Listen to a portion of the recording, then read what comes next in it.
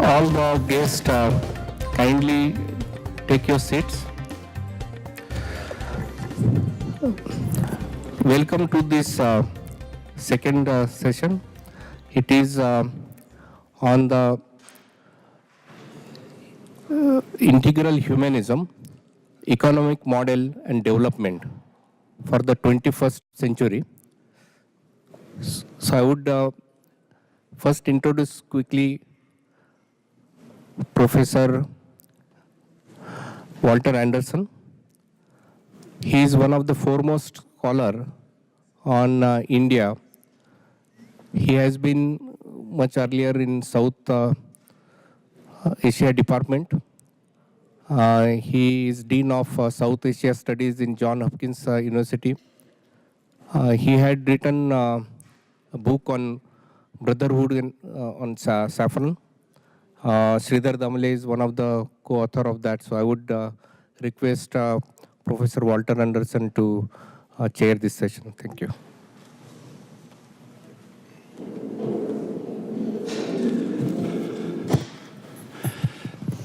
Well, it's a real pleasure to be here. The first speaker this afternoon said that he could qualify under Prime Minister Modi's Make in India prescription, having been born at a hospital in New Delhi. I was not made in India, but I consider myself somewhat of a son of India. I have an Indian wife who's here. Stand up.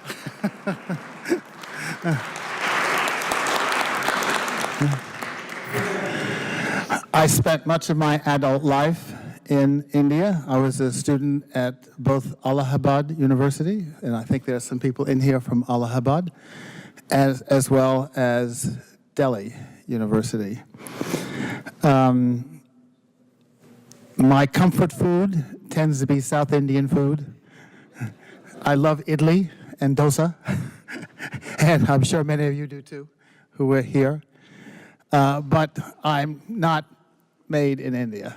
But I look forward to going there, which I do often, and I'm really pleased to be asked to participate in this panel on Pandit Deendayal Upadhyaya. And what is his epic work on integral humanism, which was in many ways he stood apart from many people who were thinking of political philosophy and writing political philosophy in India. He was, in a sense, attacking establishments, particularly the established way of looking at economics and economic development in India, arguing that this overlooked the total individual as they moved through life. An understanding of Upadhyaya, in my mind, is critical to understanding current India. You cannot listen to a speech of Prime Minister Narendra Modi without hearing a reference to Deendayal Upadhyaya and his relevance to contemporary India. And as you know, this government has set aside quite a lot of money and effort to memorialize Pandit Deendayal Upadhyaya. It's a bit surprising, given what is now evident about his influence in India, that so few people outside his organization know about him. That's starting to change, and one of the functions of this meeting here is to start the change so that we have a better sense of who he is and what he's doing. And I introduce a caveat to all of this. Pandit Deendayal Upadhyaya, when he was alive, was often criticized for defending conservative values. He actually, if you read his book, Inaugural Humanism, the last part, it actually addresses that question. He said, not true. We are not an antique anthropological museum. He uses that term. We are not an antique anthropological museum. Static. This is a dynamic society, and it's changing.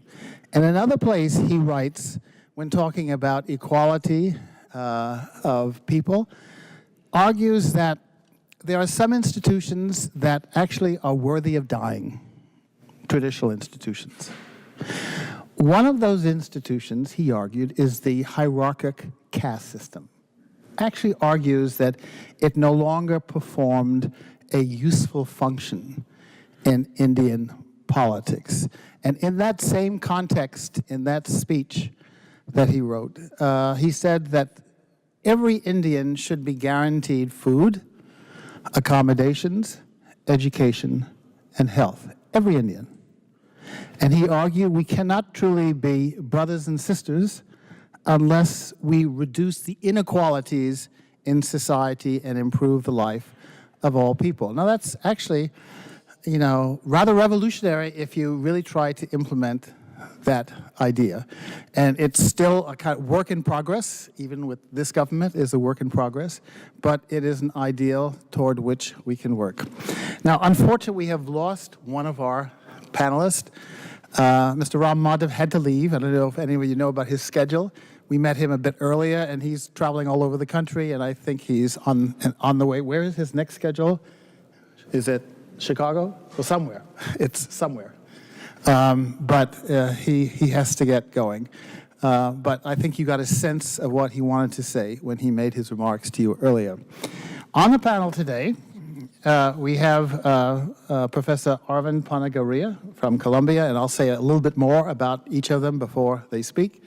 And we have Professor Praveen Krishna, who is my colleague at Johns Hopkins SAIS, and we have Mr. Richard Rousseau from CSIS, who is right across the street from us on Massachusetts Avenue.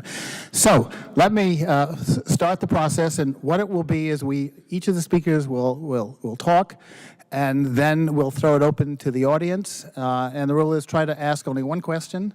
No speeches, question, and we'll try to get as many people involved in what should be a fascinating first session of this series, which hopefully will go on for many years to come.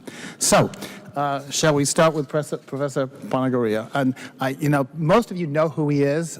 I actually had some typed comments, and as I can say right off the top of my head, because I've known him for so long, and I have used his book on Indian economy, The Emerging Giant, with all of my classes on South Asia, and I think it's probably the most referred to book when it comes to Indian development. He is the Bhagwati Chair at Columbia University, and before that, I think you were the Chief Economist for the Asian Development Bank as well, has had an illustrious career. And there's something else that most of you know that he was also, and that was he was the vice chair of the Niti Aayog, which is a long-term policy planning arm of the government of India. He was the first in that position and sort of set the groundwork, which is always hardest for anybody in a bureaucracy. For those of you who have been in a bureaucracy, you have to establish the rules and how people interact with you, and I know that must have been quite a challenge in this case. Anyway, let me turn the podium over to Professor Panagaria.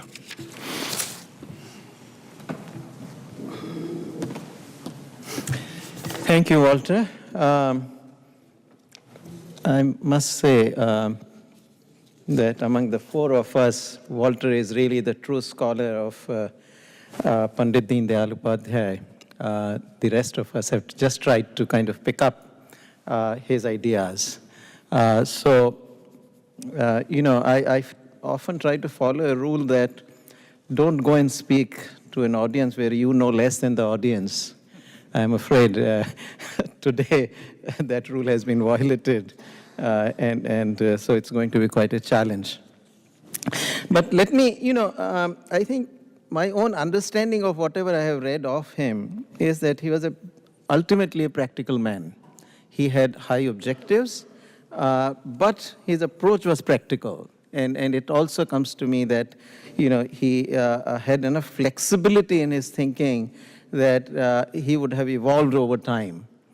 The key point with which I want to start is the Antyodaya, So the Antyodaya, I'm sure most of you know what that word means, but he used it in the sense of, think of the last man or last woman in the queue, meaning that, the poorest and the most downtrodden one. And try to do things that would improve the fate of the last man or last woman. And so that is all about, for us economists, and indeed for most policymakers, that is really the challenge, right? It really amounts to, you can call it poverty alleviation, you can call it inclusion, you can call it what you wish, but in the ultimate, I think that is really what all economics, particularly as it relates to the developing countries, is about. And a lot of his prescriptions, of course, then follow very much from that perspective. He says that everybody should have access to education. So the way India has gone about now, including the enactment of the Right to Education Act. Everybody should have full access to food. So the Food Security Act. Everybody should have employment. I think he also felt that everybody should have employment, and at least in the rural areas, India runs this National Rural Employment Guarantee Scheme, very much a part of that. Walter mentioned housing, and again, Housing for All is Prime Minister Modi's very important program, that by 2022, he wants to ensure that both in rural areas and urban areas, everybody has access to pakka houses. So a lot of the work that is being done and the previous governments have done does have a very close, very clear bearing on what Pandit Deendayal Upadhyaya thought. Just stepping back a little bit, and I'll come to some of these themes again. Is that he wrote, as you know, in the mid-60s, and his famous four lectures were written in 1965. And as you can imagine, that was the time, actually, the world was very much polarized between the capitalist countries and the socialist countries, or the communist countries, really, So the first world and the second world. And that, I think, did actually govern perhaps everybody's thinking around that time, and he thought very much in those terms as well, that look, the problem, he felt that neither of these two systems was suited to India because capitalism has too much individualism, and he felt that, the family and the society have to be a very integral part of the development process. And at the same time, the Marxist creed or Marxist way of development was not suited to India either, because that again wanted to bring in the proletarian dictatorship first, and the human being as a result of it was kind of left out of it. And in his thinking, the integral humanism, human being ought to be at the center of it all. And so he clearly kind of, talked about the Arthaniti, Samajniti, and then, of course, Rajniti and Rashtaniti also. And in all of which really, particularly one doesn't hear the term like the Samajniti, but since the role of the family and society was very central to his thinking, he actually also talked after these four nitis, also talked of the Samajniti. Now, I want to step back now in modern times, perhaps, how would he have thought about doing Antyodaya, right? I mean, there's also Antyodaya se Sarvodaya, meaning, everybody's rise through the rise of the last man or last woman. One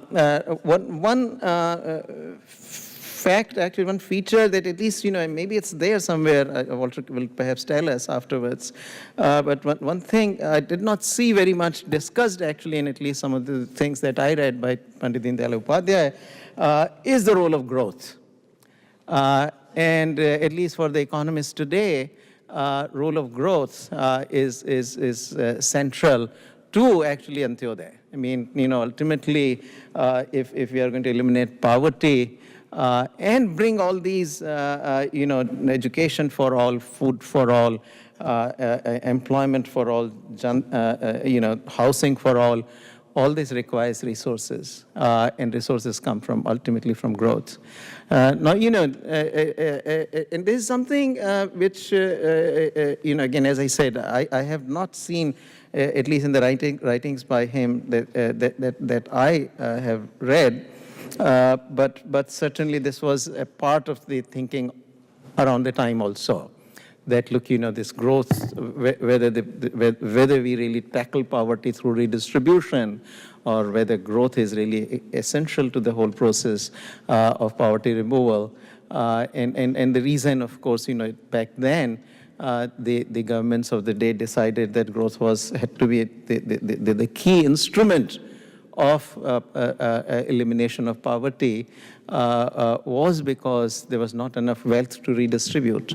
There were too many to redistribute, too few from whom to redistribute. And so, at that time, actually, if we had really done this by a pure redistribution, redistributing the entire wealth of India equally would have left everybody below the poverty line. I mean, the level of income was simply so low at the time that there was no way to actually do this through redistribution. So, as a pragmatic person, I think I would dare speculate that if Deendayal Upadhyaya was engaging today, very likely he would in fact endorse that, look, we have to grow rapidly. And certainly, we heard the Madhya Pradesh Chief Minister, who is very much influenced by the thought of Pandit Deendayal Upadhyaya, and he certainly seems to believe in growth. And so I imagine that growth would have been, or maybe it was actually an important integral part of his thinking. But, in indirect ways, you see the references, because he does believe in the production process, but he believes in a production process which keeps a good balance between labor, capital, and nature. So, on that, I think, on the nature and environment, Pandit Deendayal Upadhyaya was very far-sighted. I think he saw this long before many, particularly in the context of the developing countries, saw it, that nature or the environment, protection of environment was very critical. And so he always thought that, there has to be a balance in the production process in terms of the labor, capital, and nature, or the natural resources.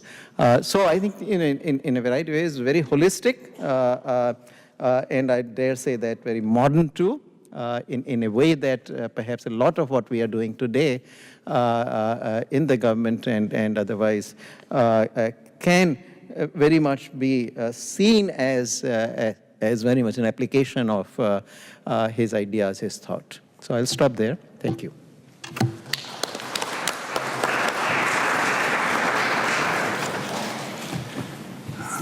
Our second speaker is my colleague, Professor Praveen Krishna. He is the Chung Yu Jung Distinguished Professor of Economics, International Economics and Business at Johns Hopkins University, and he has a joint appointment at the School of Advanced International Studies here in Washington, D.C. He's the co-chair of the Bernard Schwartz Globalization Initiative at SAIS, and he's a research associate of the National Bureau of Economic Research. He's the author of many works. I saw his CV, and actually it's several pages of articles and books he's written on a wide variety of subjects, but the focus is on economic development and the political economy of policy reform, and his most recent book is Globalization, Problems and Prospects, unless you have one that came out just recently. Thank you.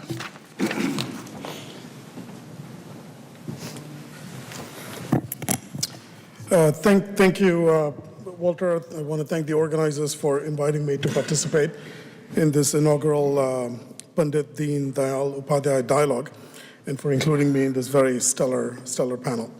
Let me say that in preparation for this panel, and I had wanted to learn and remind myself about Pandit Deendayal Upadhyaya's life and his writings.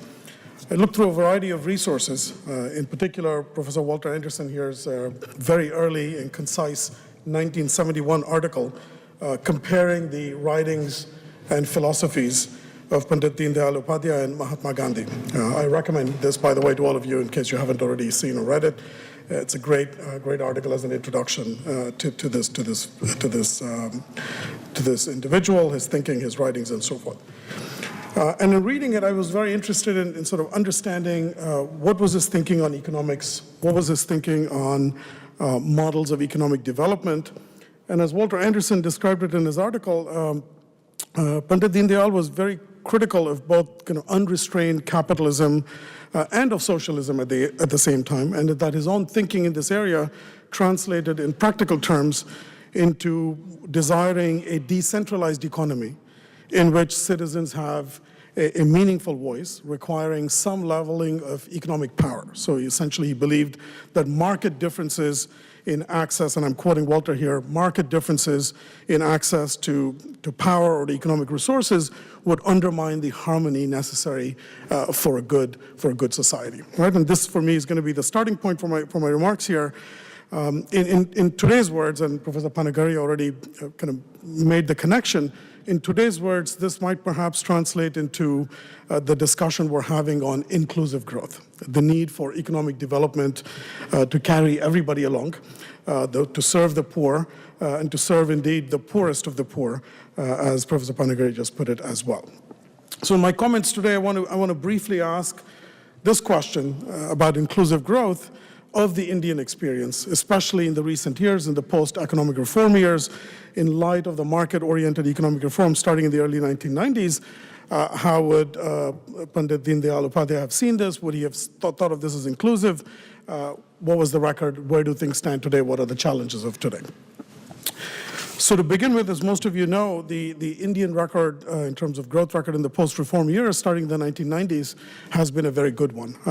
It's been, the growth rate on average has been considerably higher in the post-reform years compared to the period between independence and the late 1980s.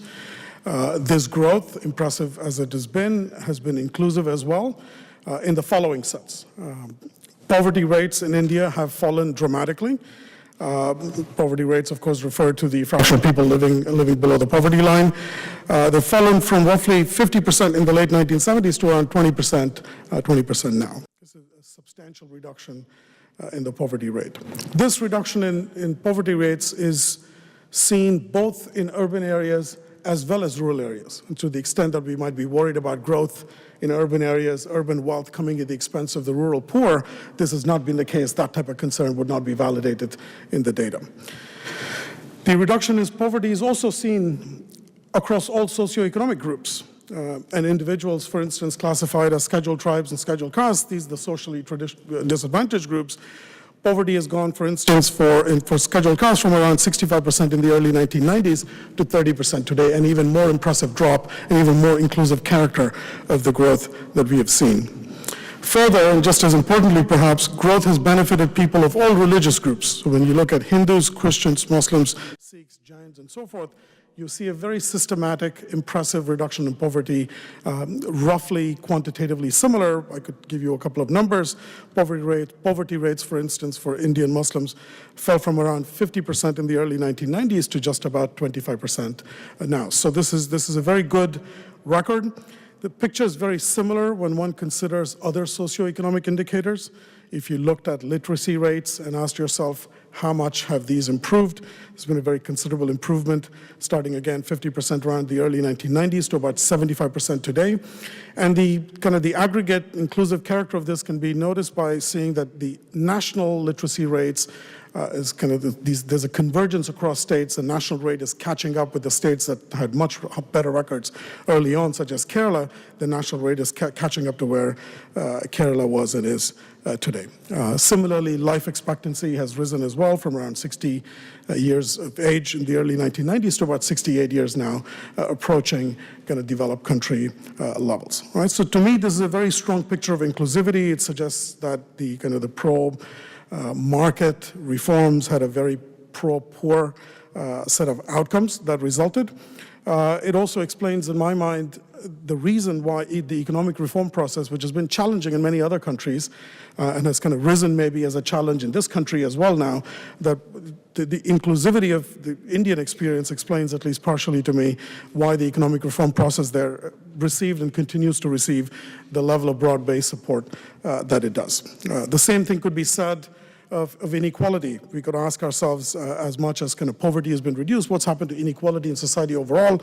There's considerable debate among economists as to measurement and data and how one goes about measuring this sort of issue, measuring this sort of outcome about the effects of kind of reforms on inequality. And I've done some research on this myself to conclude that using available data, the best one can say, one cannot actually sustain the argument that the growth experience of India led to any greater inequality, right? So in that sense as well, or at least significantly greater inequality. So in that sense as well, the Indian experience has been a kind of an inclusive one. None of this, of course, is to say that the present picture is without its challenges. Just to pick one of India's greatest assets is its relatively young population. Around 30% of the population of India is under 15 years of age, right?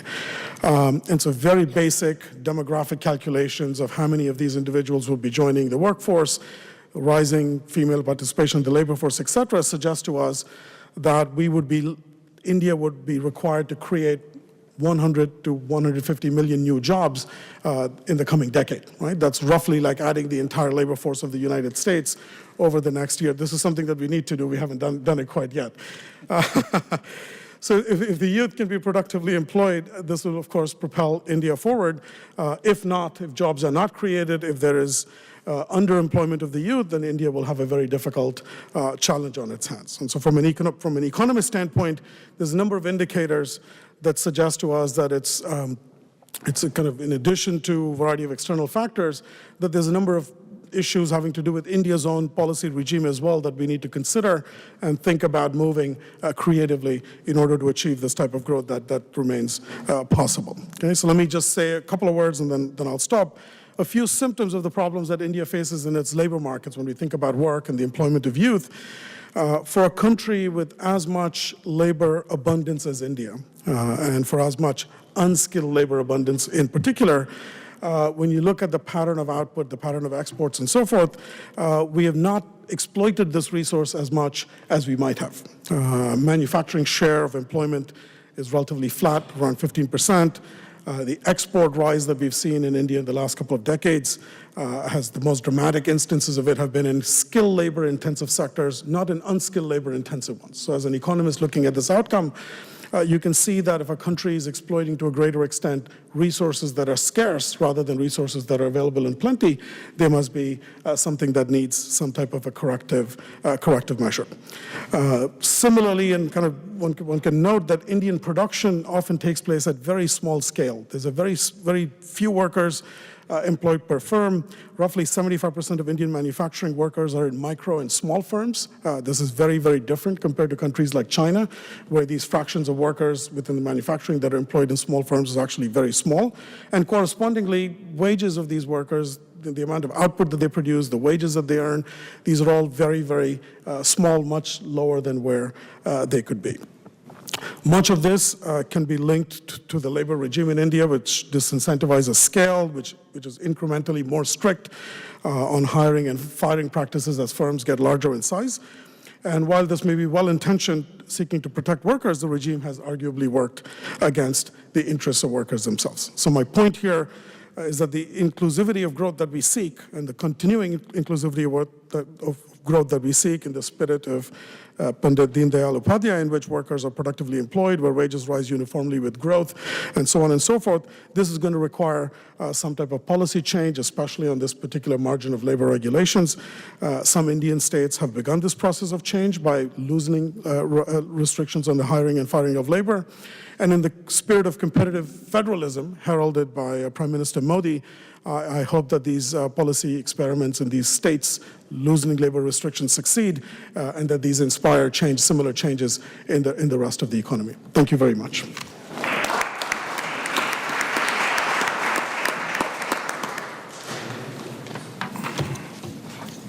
Our fourth speaker is Richard Rousseau. He's the senior advisor at the Center for Strategic and International Studies here in Washington, where he also holds the Wadhwani Chair in U.S.-India Policy Studies. And prior to that, Richard served as Director for South Asia at McLarty Associates, one of the leading consultancy firms in this city, that worked for clients in India and the neighboring region, at least in his area of it. And before that, he was the Deputy Director, which I think is where I first met you, the Deputy Director of the U.S.-India Business Council here in Washington, D.C. During his tenure at CSIS, many of you have been recipients of the production of his unit and his own work, which has tended to focus on development at the local area and the interaction of the local area and the center. So I turn the podium over to you. Thanks, Walter. I don't know if it's a good sign or bad sign when the remarks you originally planned to make you've so colored up in different ideas that the other speakers have brought up. Let's see if I can turn this into a coherent order for you all as I'd originally intended, but some dramatic changes. I think when I was first contacted about coming here and speaking at this event, it caught me by surprise. This is a topic you don't always hear. In Washington, when we think about U.S.-India ties, oftentimes it's boiled down to how many times did Prime Minister Modi and President Trump hug? Or basic things like that. What's the last thing that we saw? What's the next thing we might see? And I think especially when we're talking about the BJP, there just isn't enough work done to try to understand some of the ideological underpinnings of the party as an institution. Congress has been in office for a long time. We've engaged them successfully over many decades. So there's basic understandings of some of the ideologies that have, more or less stuck through thick and thin, but with the BJP a lot less so. A growing number of policymakers, both in India and in the United States, are really dedicating themselves to deepening the U.S.-India partnership. And in fact, there's no better time, I think, to discuss this than this week when the Secretary of State is heading to New Delhi for his first visit there as in that role, that India's Commerce Minister, Suresh Prabhu, is coming to the United States for a series of different dialogues. Even our defense ministers quietly are expected to have a pull-aside this week, as they're both in Asia together. So a lot of big things that are taking place in this week itself, apart from this venue and this lecture. I think sometimes when we talk about U.S.-India ties, and that's what really I'm going to focus on, is the sort of things that Sri Upadhyaya had talked about and what its relevance is for U.S.-India economic ties. A lot of times, we see the promises there. We see the incredible things that could take place. We have some small pieces that we see actually happening, but we want it to go faster. We want it to be better. We want it to be bigger. And we get frustrated because it's not moving maybe at the pace that we here in Washington, and surprisingly sometimes in Delhi, you hear this reciprocated against the United States, that things aren't moving quite as fast as we wanted to. I think, we're doing a really good job on U.S.-India relations of training pilots, of trying to get people that can actually steer this plane, get in the front seat and say, this is the direction we should go in. But we still don't have enough engineers. We don't have enough people that really understand at the root cause what's driving the policy in India.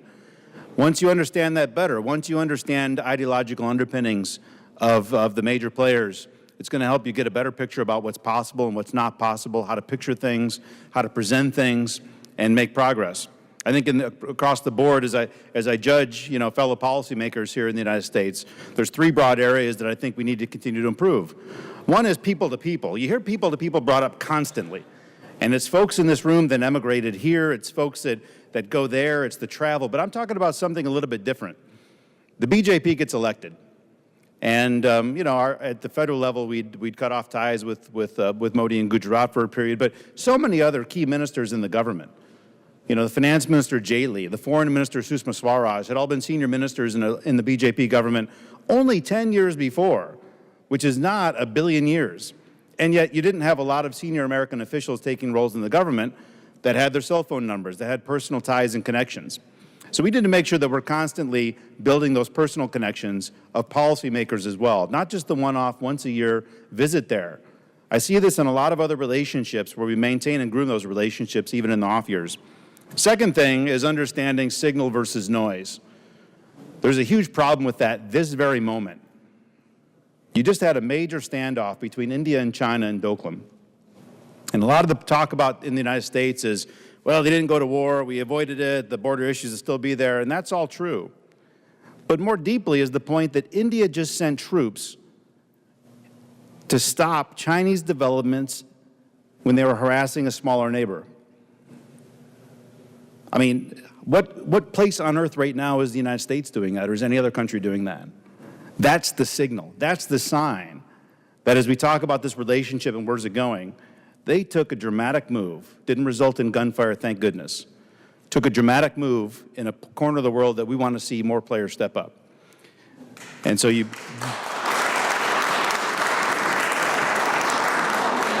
cannot ignore when those signals are sent.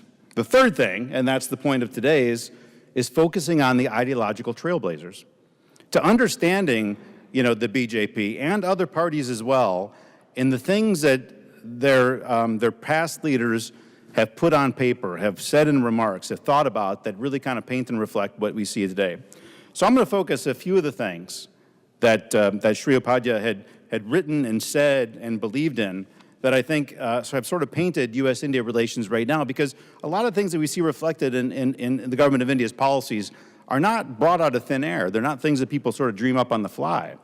There are reasons why they take certain positions in certain directions, some of which are aggravating, some of which we see as very forward-leaning and positive. The first is democracy. Democracy was not just a concept of, everybody should vote, that we should have uninterrupted democracy, unlike a lot of other South Asian neighbors, but democracy transcending down to, the grassroots level. And we see that reflected in India, where the poor, the rural, come out actually in higher percentages and vote. And so in the United States, we get wrapped around the axle on things like the nuclear agreement. And I remember that I was at the U.S.-India Business Council at that time, and there's a lot of debate about how do we get this nuclear agreement across the finish line, and should we be placing vernacular op-eds across India about the impact of the nuclear agreement. I always take my guidance when I get the opportunities to engage members of parliament in India or members of state legislatures and ask them the only question that you should ever ask if you want to find out what's going on. What's in your mailbag? What are people that elected you to office asking you about and petitioning you to act on? And I guarantee it has never been the nuclear agreement. Not for and not against. A lot of these issues are fought among a small group in Delhi and not really translating to a lower level there.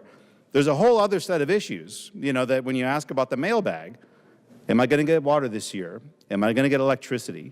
What are things the United States can do to support those things? That is cementing the relationship. The nuclear agreement is great, and it drives Washington, and it gives us vision. But the real cement takes place at a much lower level. Democracy lives there. The second thing I'll point out is no fundamental rights, which, when you read, and again, Walter is clearly the expert in this place. A lot of us are playing catch-up. But when you read what he'd written about the concept of no fundamental rights, is that, nobody should be given preference. Everybody should be given an equal opportunity. And you see that reflected in a number of things that I think right now are sort of impacting U.S.-India relations. On the positive side, you've seen, for instance, a reduction in some of the benefits that have been given to public sector units. They've opened up other sectors of the economy like coal and oil and gas, where it's been very difficult for private companies in India as well as foreign companies to engage in. It's not that he's trying to even, sell off and get rid of all the state-owned entities. You don't see a massive privatization drive. But instead, the focus has been more on create a level playing field for the private sector. Similarly, you actually see other areas like price controls and manufacturing rules right now, which are bothering a lot of American firms. But again, these aren't things that are pulled out of thin air. And to understand the root causes for it, you need to go a little bit deeper. The third area, and this is certainly in the positive category, the unexpectedly positive category, is on the environment. I think with President Obama, his top overriding reason to engage India as deeply as he did was that he saw that was hoping Modi would become a partner in a global climate change deal. You ask everybody that served in senior roles of that administration, and that was priority number one.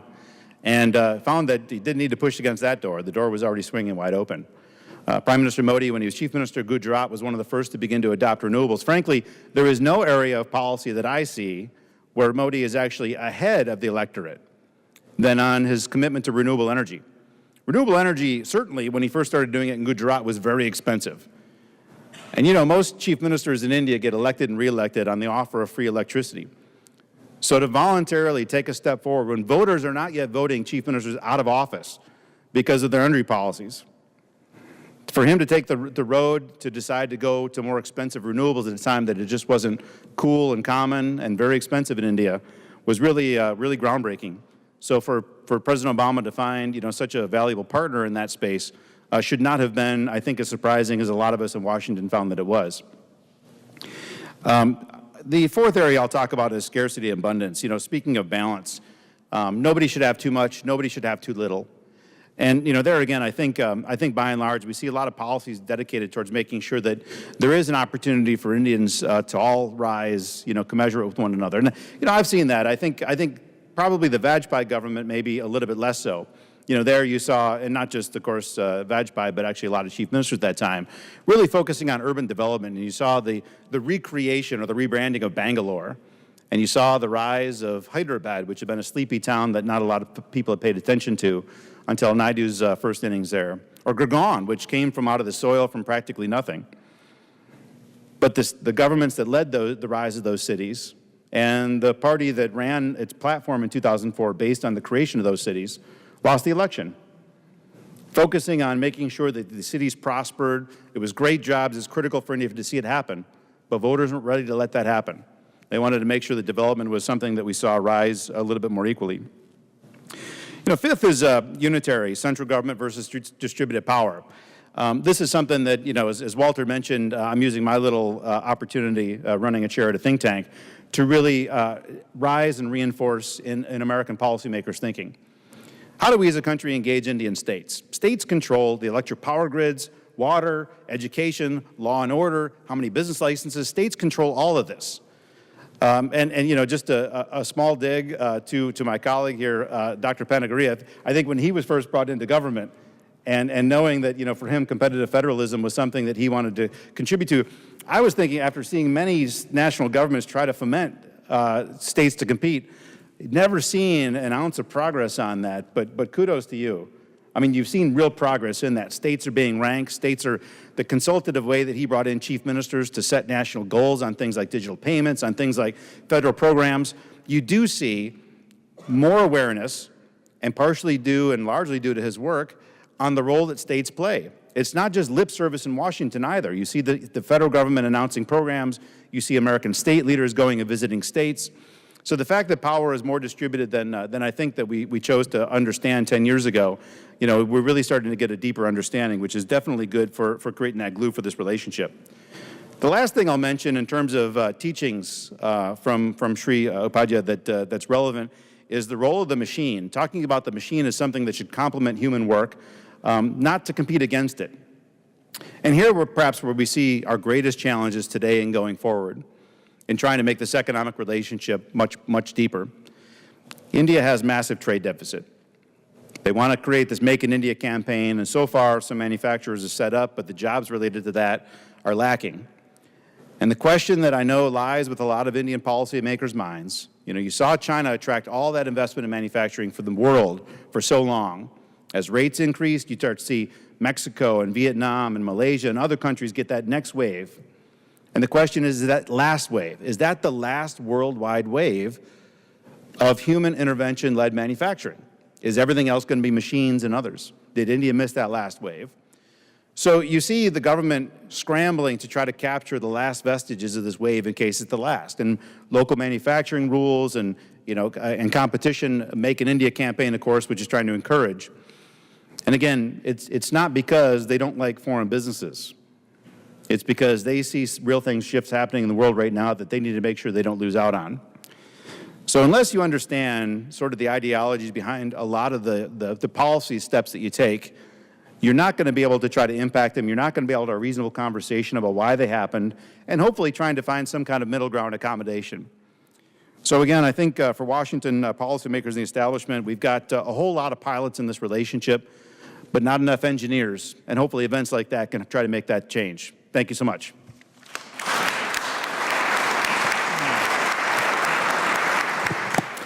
Thank you, Rick. We've got about 20 minutes for questions and answers. So when you have a question, indicate who you are, what you're associated with, and then one question. And there should be a microphone somewhere. Yes. Is there a microphone? Here comes a microphone. Can you bring? Well, okay, then there and then here. Okay. I'll offer mic to the lady first and then mine. Here, down here.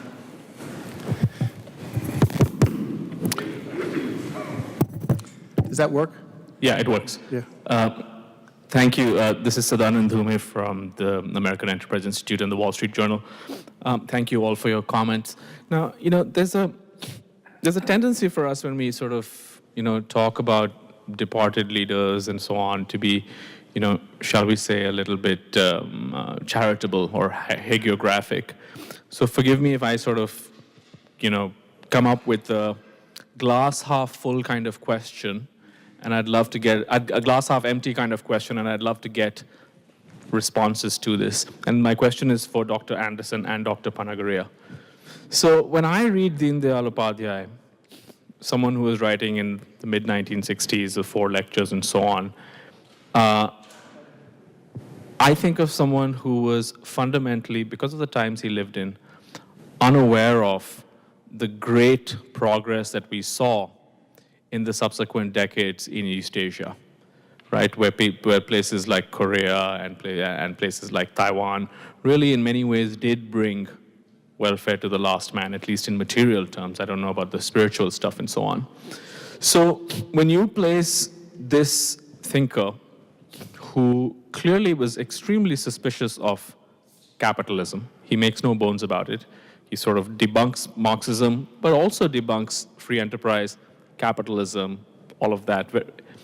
When you place him in the context of 21st century India, the debates we're having about what is the best way to eradicate poverty, why should we not be worried that a person who was fundamentally unaware of the East Asian growth experience, and no fault of his for that, but also fundamentally suspicious of a system that we know has worked, has such enormous influence today?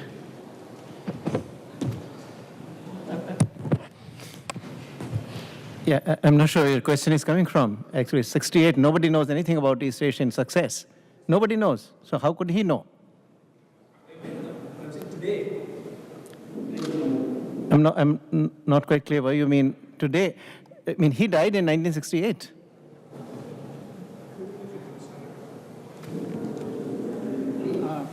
Well, I agree that, we can't expect him to have known East Asia, but he did comment on the Soviet Union and the growth of the Soviet Union in the 1930s, which he found to be, because of the cost, human cost involved, to be something that ethically was to be avoided, and to which he attributed something to authoritarian communism as a cause, and which is one of the reasons he gave for opposing the communist alternative to growth. And on the capitalist alternative, I think, if he were to have looked at the growth in East Asia, he would have had some similar kinds of criticisms as well, that it often ignored the individual in the process of growing. I've spent some time in China, and I know many Chinese are now, they've had this huge growth rate, but often look behind. China has one of the highest Gini coefficients in the world, the difference between rich and poor. And, you have many Chinese who have been totally left out of the growth, and that doesn't seem to be in the political system of China. Is this being recorded? The political system of China. An effort to talk about equality in the real sense. Some of you may have heard President Xi Jinping's address to the People's Congress. The notion of equality was virtually missing in that address. This is something that Deendayal Upadhyaya would not have missed. Equality was very important. In fact, as I was thinking about the comments that people here made, there were 3 things, I think, that he felt important. And I'm curious as to how the rest of you felt those 3 things would be implemented in the contemporary India. One was the income issue. he actually proposed that the income differences, speaking of the Gini coefficient, should not be more than 1 to 20. And in fact, that formula has been adopted by two of the major affiliated organizations in the Sangh Parivar. One is the Bharatiya Mazdoor Sangh, and one is the Kisan Sabha. Both of those organizations have proposed there should not be a difference in income greater than 1 to 20. That's for the sake of equality in the country. The other one had to do with governance of institutions. And this is where he had a real problem with the Soviet, and he would have had with East Asian capitalism as well. That he felt that institutional governance should involve the workers. Now, sometimes we refer to that as a kind of corporatism, but he felt strongly that the workers should be involved in running their own units. And he most appreciated the small unit, the family-oriented unit, because he felt that the family was an ethically something that would enhance the individual as well. He was very much opposed, you talked about he was very much opposed to large-scale industry. He felt that that was create a real ethical issue. But if you have large industries, then, he argued, you ought to have worker control. Now, I'm not sure if that's possible. You know, whether in a contemporary setting you can really have worker control of industries. And another point that I think Ricky made was balancing issue. He was very interested in the issue of balancing interests of the producer, the consumer, the various parts of industry, center, state, that what you needed to do is balance so that no part of the political economy dominated another, and there was a kind of equilibrium. Now, here again, you know, I think many governments have sought to do that, but whether that's possible, I'm not quite sure. I mean, these were all ideals that he had in mind, and why he would have opposed, had he been alive, I think, the East Asian experiment, as he opposed the one in the Soviet Union, as did Nehru, in fact, when he spoke about the growth in the Soviet Union, which he personally experienced because he went there during the 1930s when you had the enormous famine that took place. It was an induced famine to enable the industrial growth of the Soviet Union, and millions of Ukrainians died as a consequence of that, and he was aware of that. So anyway, I think he probably would have opposed it as well. But on the other two issues, yeah. Sorry, could I? Sorry, no. No. Do you want to? Did you want to say? Okay. Just to add to that, in my limited reading and responding to Sadanand's question, my limited reading of his writings suggested to me that his opposition to capitalism was not for the reasons why economists might support capitalism, meaning it's not as if he was opposed to price signals, decentralization, and so on and so forth, that it was more about the political economy and the balance of interests that Walter just talked about. And it's a similar question that's coming up in the United States now as well. You see, kind of have the rich kind of molded rules and regulations in their favor against the poor and so on and so forth. Who gains from that sort of balance of interests as opposed to just basic functioning of markets and capitalism in this kind of decentralized setting that we would normally appreciate. It's not like he was opposed to that. That's what I took away from my reading.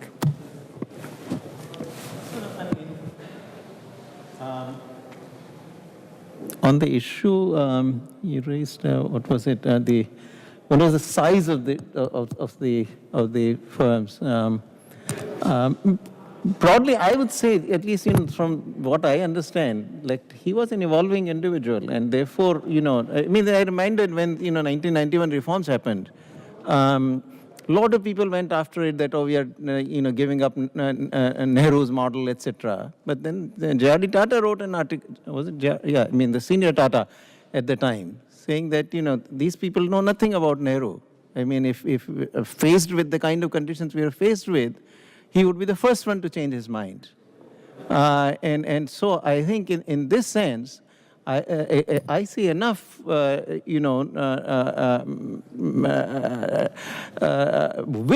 in Pandit Deendayal Upadhyaya's thinking, for what I've read, that he would rethink. He would rethink. And certainly the issue of bringing a balance between the interests of capital and workers within a larger organization is certainly feasible. I mean, the Europeans have had this long-standing tradition of having worker participation in the management. So that's the sort of thing which brings the workers' interests centrally through participation in the management to the center. So something like that, would have been workable. Thank you. We have 2 questions, 3 questions. Why don't we start with the first one I saw here, then there, and someone on this side. There. Okay. Someone on this side. Yes. Dr. Suchira Pandey from Patent and Trademark Office. I had a comment and I have a question. The comment is for Dr. Praveen. You did a great assessment with reference to the 4 core values of Dr. Upadhyaya, what the status was of India. I would ask you to do a similar analysis of what is the scenario in United States, because I see a lot of similar issues which are here, and because this is a dialogue where we are doing an Indo-US dialogue, going forward, this would be a great service we could do to this country. The question for all of the panelists today is, what concrete things do you think here in the US we could do on the forefronts of the education for all, food for all, employment for all, and housing for all?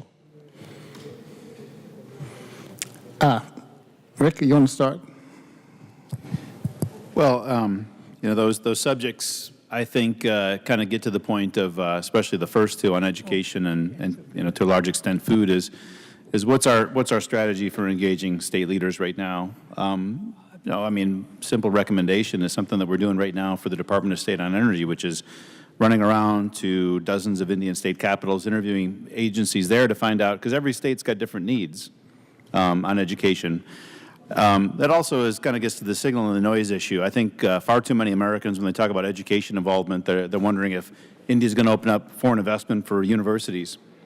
If we're going to make an impact on education and issues in India, that's not going to be the thing that does it.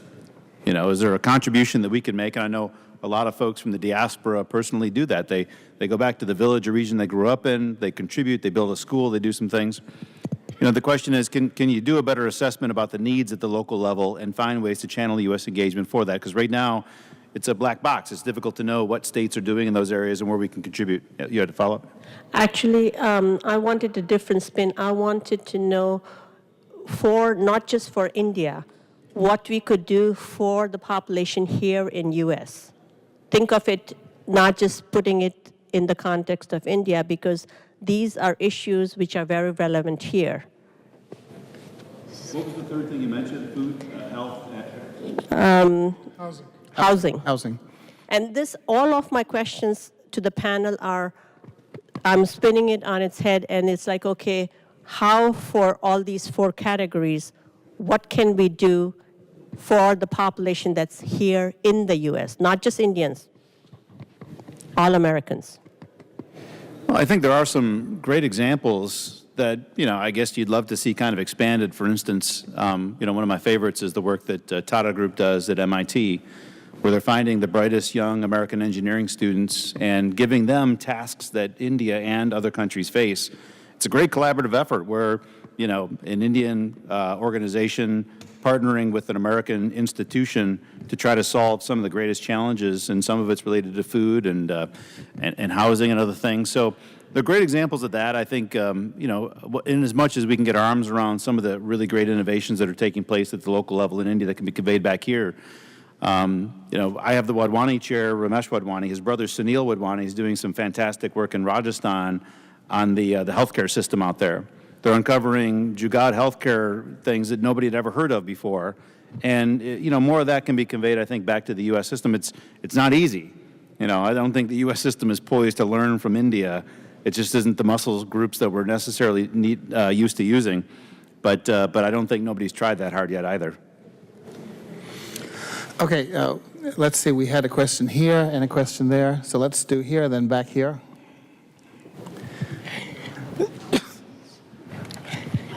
Harswarup Singh, I'm retired economist and an ex-ambassador.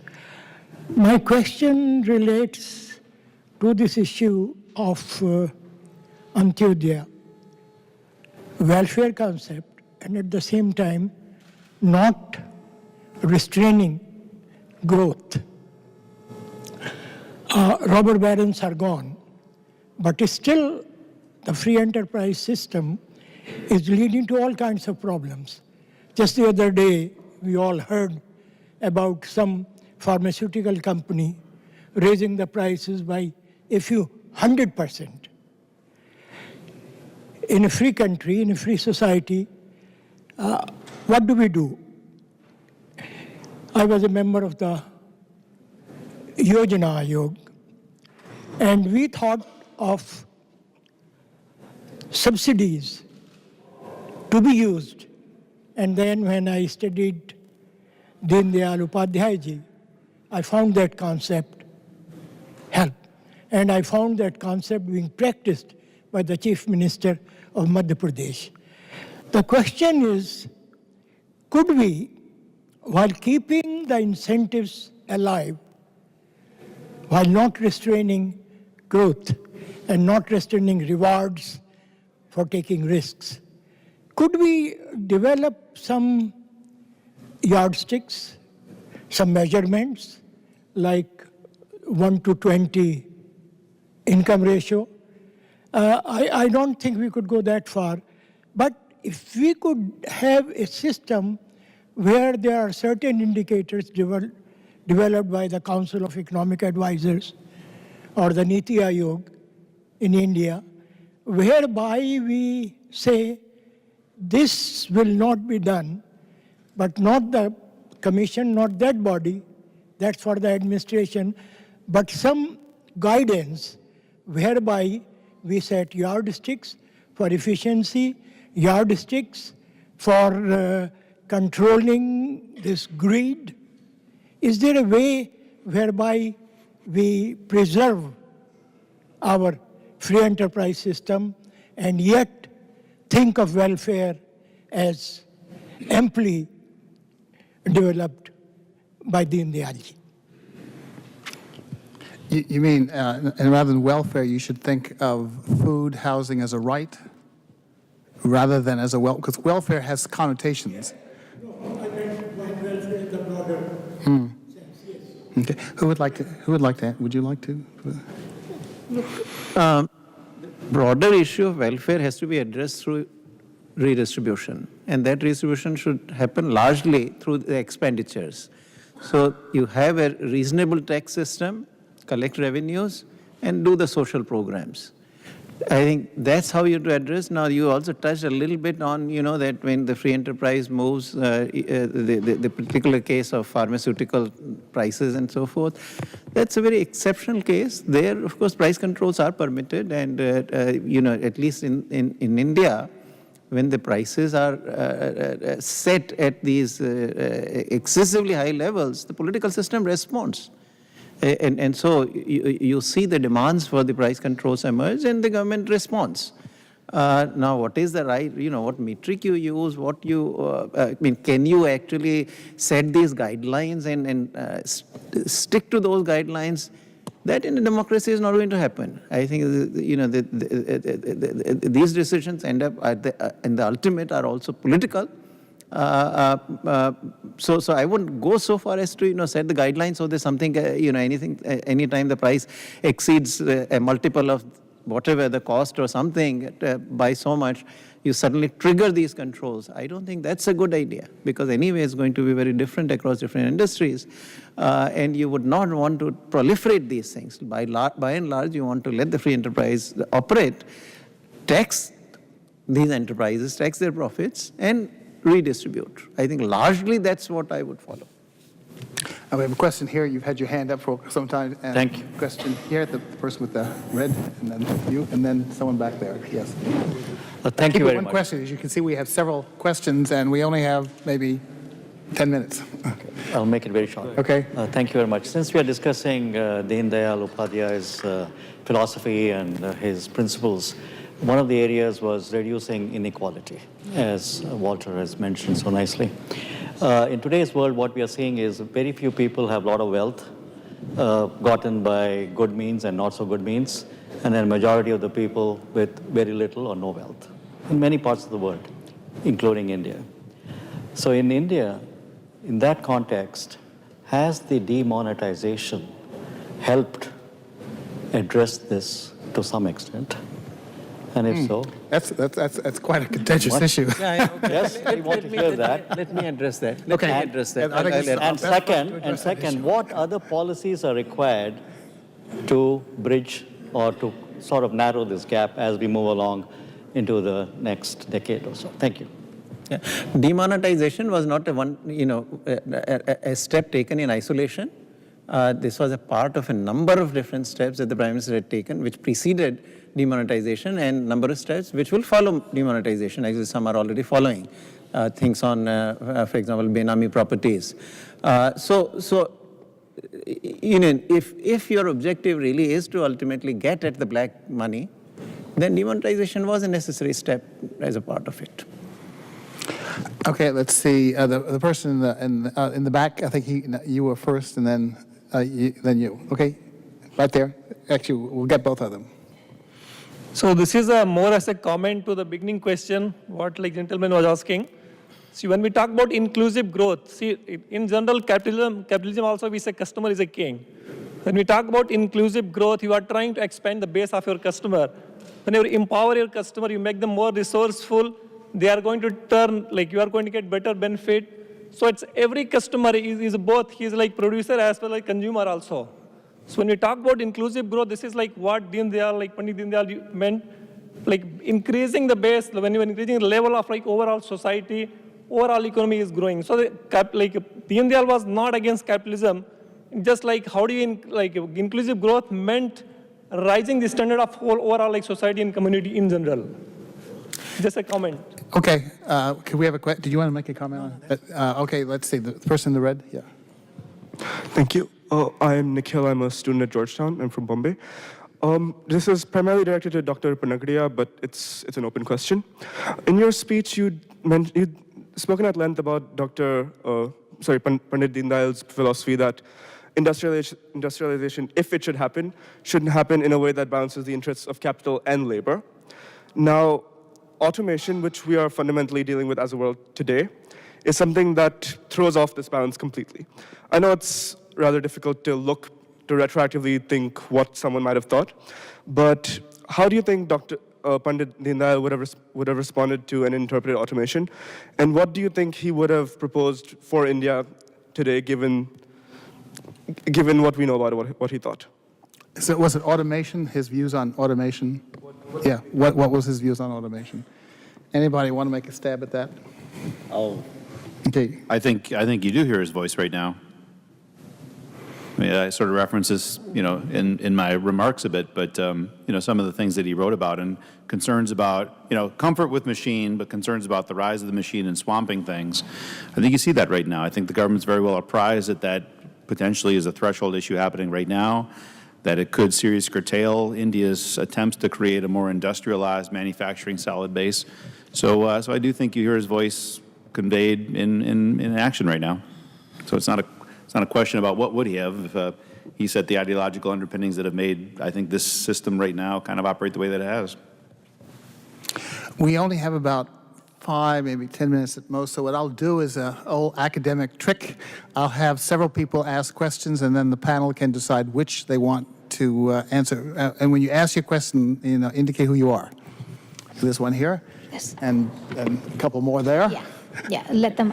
Thank you for the here. little opportunity. Thank you very much. Nice presentation. I have a quick question. One question. Yeah. Whether Deendayal considered the population control is required or not, when you say providing employment, I have been seeing for last decades or centuries. So is population control is necessary or not in his philosophy?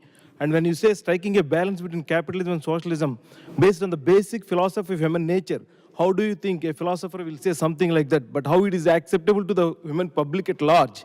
How far it is possible to strike a balance of what is called against the human nature, or how you think human nature is near to the capitalism or communism? Okay, that's 2 questions. Okay. One here. This question is to Dr. Arvind. I know Arvind has been. I'm going to ask several questions. I have several questions. This person had his hand up for the last 10 minutes. My name is Ramamurthy. I was a Shell employee retired. I just want to say that how the skill development is made, basically giving an employment at the ground level is to develop the skills at the villages and far-flung places. I hear a lot from Modi's government saying that skill development is a main thing. Having been working in an industry in different parts of the world, that's very much needed. What are the activities that are being taken up in the new government? On the issue of skill development, okay? We have a question there, and one further back. Labor reforms, this is specifically to Dr. Arvind, since he has worked there at the policy level. So one thing is, has categorization of jobs been done and minimum wages designated for each job category? That is A. And B, if that is done, how far it has been implemented on the ground? Because by categorization? Categorization of the job levels and the actual minimum wages for that specific jobs. So for the actual development of the entities, because usually the jobs have been there, but they have been paid in pittance, as somebody was talking about it.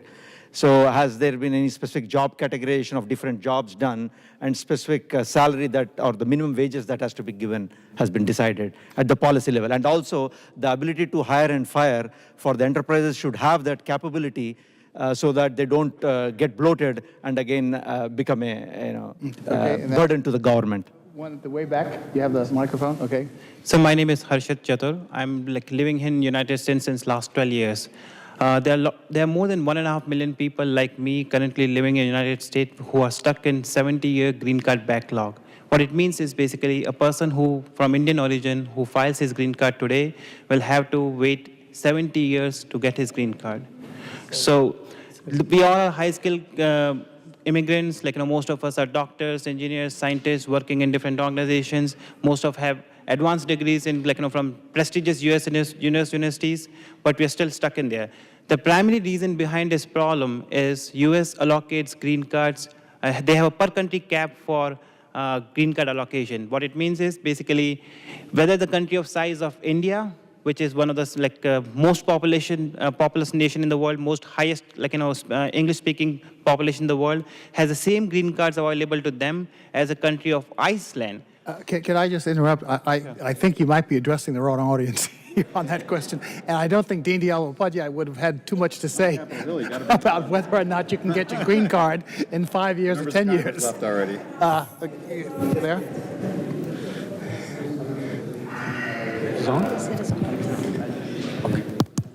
My name is Kanan Srinivasan. This is for Professor Arvind Panagia from Columbia.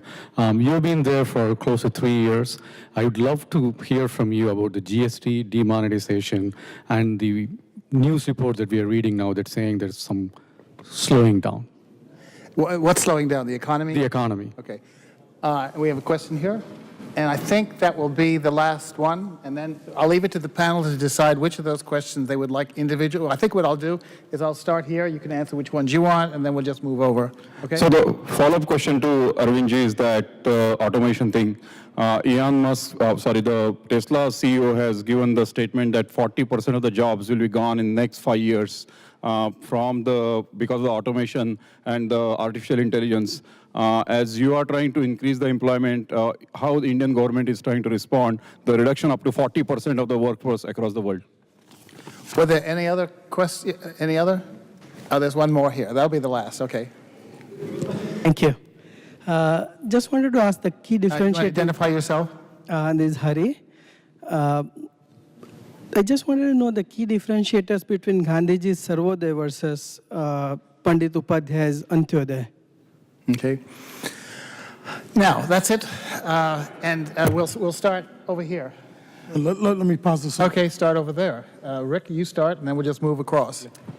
Well, I think I'll touch first on labor reforms, for instance. I mean, the legislation, particularly the Industrial Disputes Act, which limits the number of employees when you have more than 100 need government permission to downsize, has been jammed up at the center. It looks like there's not going to be political convergence to move that, but you've seen states move, and again, this is some of the terrific work that Niti Aayog has done too in highlighting state-level development. So several states have actually plunged ahead and increased that to 300 and amended a few other laws. So, if you focus just on what Delhi's doing, sometimes you miss the broader narratives. I mean, ultimately, if you're investing in India, you're investing in a state, you're investing in a municipality. So state regulations are just as important and sometimes more than the federal. I don't think I'll touch on population control. That's not really my bailiwick. The slowdown, it's kind of interesting to see because we track the U.S.-India flows, and when you look at foreign direct investment, foreign portfolio investment, U.S.-India trade, the numbers are pretty good. Portfolio investment took a sink last year, but it's starting to increase again.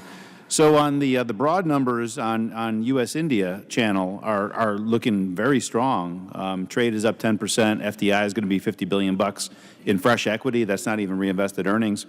So the numbers are pretty good. But you know, the domestic stuff, I'm sure that Arvind and others will have some thoughts on that. I'll leave it at those two among the list. Let me just say, skill development, I think a lot of work is happening now, a lot of expansion of the ITIs. There was the Apprenticeship Act, which was reformed so that the number of apprentices begins to rise. States are doing very, very good work. Rajasthan state, that's my home state, doing very good work on skill development, but other states also. So that's on skill development. Labor reforms, I think what I heard you mention, a specific one was the minimum wages by skill level. You know, that is something that actually is being proposed by the Labor Ministry, which would be a very bad thing to do. So you know, when you talk of labor law reforms, often labor ministries and economists have very different ideas of labor reforms. Yeah, but this other one, yeah. So on the termination of jobs, you know, giving power to the firms to be able to lay off workers, that reform, I think the best of it has been done by Gujarat, where at least in some of these specific zones, they allow firms of any size to terminate workers as long as they are paid about 60 days of remuneration for every year worked. And I think that is a more sensible kind of reform. That's the one. Now, other states have raised the limit from 100 to 300, which is, of course, very important, good reform, but it needs to go much farther. All right. Economic slowdown. I really think that, you know, there's a lot of noise in the media here. All that has happened is that for 2 quarters, growth has gone below 7%, 6.1% in the last quarter of fiscal 16-17, and 5.7 in the first quarter of 17-18. There are good reasons for it. There was 2 back-to-back shocks. One was demonetization, the other was the GST. So it's very easily explained. The data that are coming on exports and the index of industrial production suggest that the turnaround is happening. But of course, we have to wait for the GDP figures to come in, which will come next month, end of the next month. Automation, I think last thing I want to say is on automation. I've been using this word called robophobia. I think there's too much of this robophobia going around. You know, there is a long history of automation happening. And countries that are most automated are also the countries where people have just no time at all. And if any extra time and you know, underemployment exists, it is in the countries which are not yet quite automated. And why this happens every time there is some threat of automation is the job losses, because how many workers a machine is going to displace, we can see. How many jobs this is going to create, we cannot see. And so therefore the focus is all on job destruction, nothing on job creation. But you know, oftentimes, I mean, I really reminded of this little anecdote that, you know, somebody visits China, this in the 70s, and they are digging the soil to build a house with shovels. So this visitors, probably from America, tells them, why don't you get bulldozers? It will be much faster, and you could do this much more rapidly.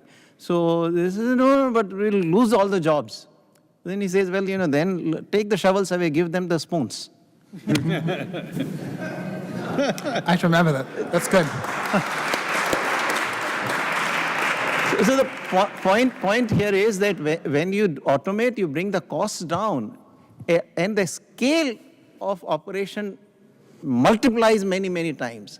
So, you could build one house using shovels, but once you bring the bulldozer, although per house you are employing less workers than you did before, but you are building 100 houses. So still you actually end up increasing employment, not reducing it. So that is the way to think about it. In the history, it has not happened that automation has actually led to reduced employment. I mean, immediately, yes, and a lot of people have to change their jobs, yes, but in terms of people getting busier and busier, that process has continued with automation. Though politically, it's often more difficult to explain away short-term losses to long-term gains. That it gets buried in the process of explanation. Okay, thank you all. Don't leave yet. Wait. Don't leave yet. Wait, don't leave yet. I have two quick announcements, so don't leave. This was, as you know, only the first of what's intended to be an annual event, and as you can see with the great interest that was expressed, there are a lot of questions that we can usefully use. I wanted to introduce somebody here before you leave to recognize them. Vinod Prakash. Vinod, stand up. Vinod has spent the last 20 years building up an organization to help the poor on education.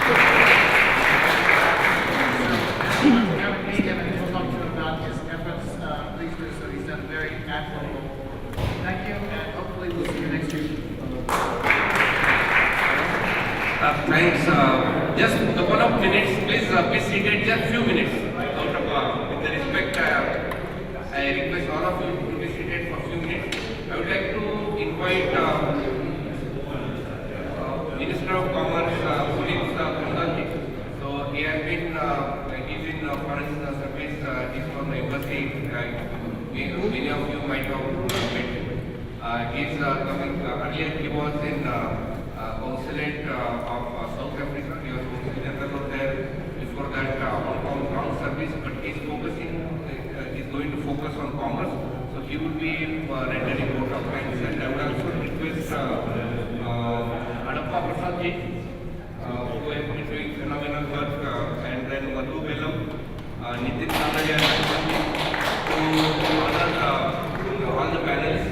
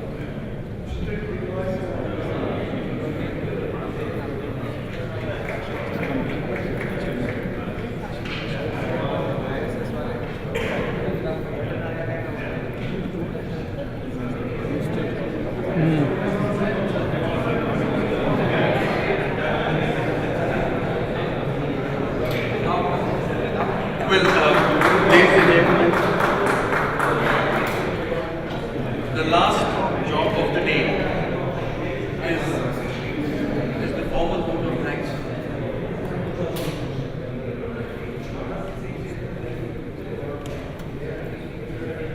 Thank you. On behalf of the Embassy of India, I would like to extend our formal thanks to Professor Walter Anderson, Professor Ravi Krishna, Dr. Palagaya, Dr. Rosso. Thank you very much. This was the inaugural Deendayal Upadhyaya dialogue, and I exactly know why it was about a dialogue. The amount of questions we had, I think, made it a two-way exchange of ideas. that's the entire concept of the dialogue. So thank you once again, thank you for your presence. As I am confident that we could not have asked for a better panel for the inaugural dialogue, and I'm certain that we will build on this panel, the strengths of this dialogue, achieve much better, much more ambitious results next year. Thank you very much.